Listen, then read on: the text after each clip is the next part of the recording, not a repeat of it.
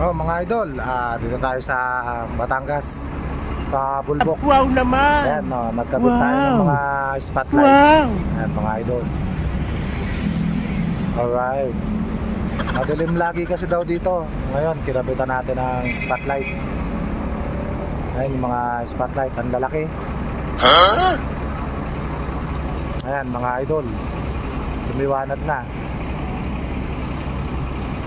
10 oras na ng gabi mga idol. Para natuloy siyang araw ngayon, no? Ayan mga idol. Alright. Ayaw, di ma.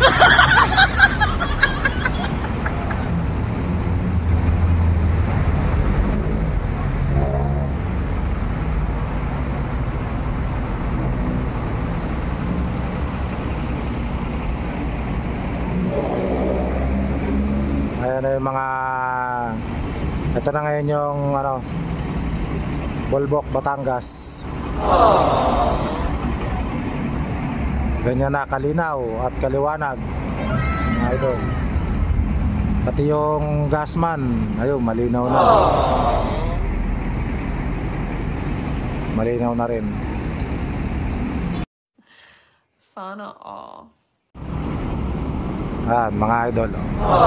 Alright. Linaw ng ilaw niya, no? Linaw ng ilaw. Ayaw, di ma.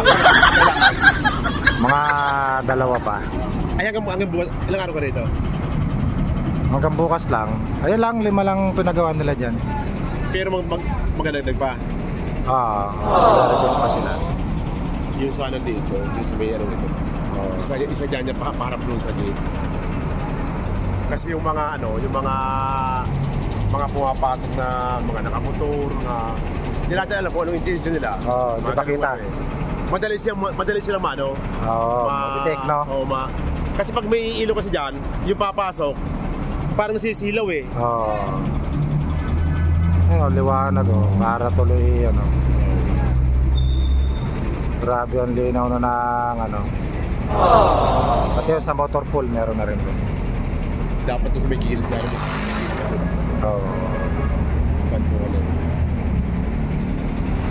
Yan mga idol, napakalinaw na.